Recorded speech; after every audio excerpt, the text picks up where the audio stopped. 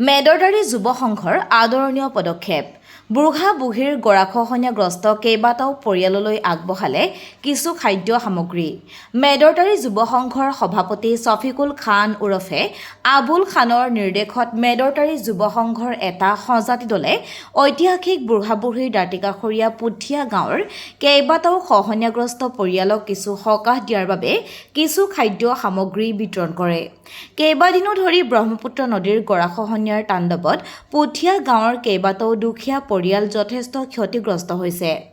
ঘৰ বাৰী হেৰুৱাই বৰ্তমান মুকলি আকাশৰ তলত দিন কটাইছে পৰিয়ালকেইটাই। দুৰ্ভগীয়া পৰিয়ালকেইটাৰ প্ৰতি লক্ষ্য ৰাখি আজি মেদৰদাৰী যুৱ সংঘৰ তৰফৰ পৰা কিছু সকাহ দিয়াৰ বাবে পৰিয়ালকেইটাক কিছু খাদ্য সামগ্ৰী যোগান ধৰে।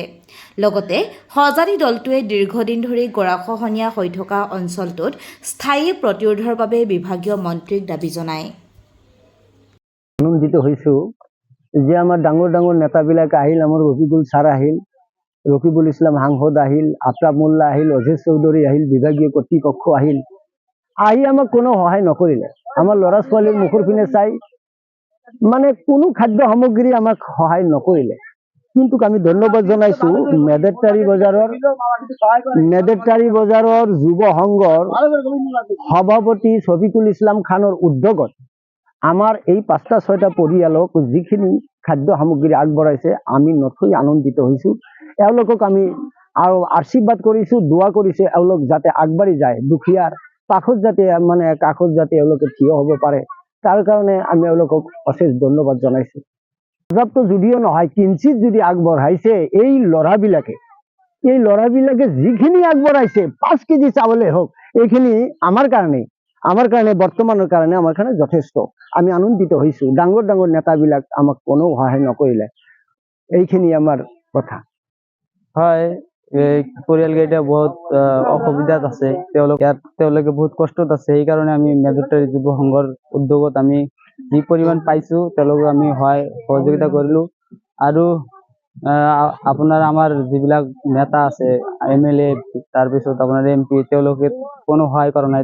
তেওঁলোকৰ পৰা আমি শুনিলোঁ, গতিকে তেওঁলোকৰ আমি দৃষ্টি আকৰ্ষণ কৰিলোঁ যাতে তেওঁলোকে আহি অলপ তেওঁলোকক সহায় সহযোগিতা কৰে।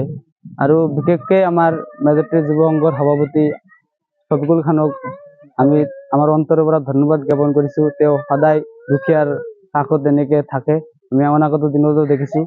আৰু দেখা পাওঁ ছ'চিয়েল মিডিয়াত কিছুমানে কিবা কটু মন্তব্য কমেণ্ট কৰে যে তোমালোকে দেখাবলৈ দান কৰিছে। তেনেকুৱা নহয়, যাতে আমাৰ পৰা অলপ কিছুমানে ইনস্পায়াৰ হৈ তেওঁলোকে যাতে দুখীয়া মানুহৰ ওচৰত আহে, মানে প্ৰচাৰ কাৰণে নহয়, মানুহে যাতে আমাৰ পৰা ইনস্পায়াৰ হৈ যাতে আগবাঢ়ি আহে, সেইকাৰণে আমি অলপ তেওঁলোকক কিছুমান সামগ্ৰী দিলোঁ। আৰু সেইবাবে প্ৰতিৰোধ কৰিবলৈ আমি আমাৰ জলসম্পদ বিভাগ পীযুষ হাজৰিকা ডাঙৰীয়াক অনুৰোধ কৰিছোঁ যাতে আমাৰ এই বুঢ়া বুঢ়ী অঞ্চলত যাতে এটা আপোনাৰ অলপ নদীৰ প্ৰটেকশ্যন কৰে।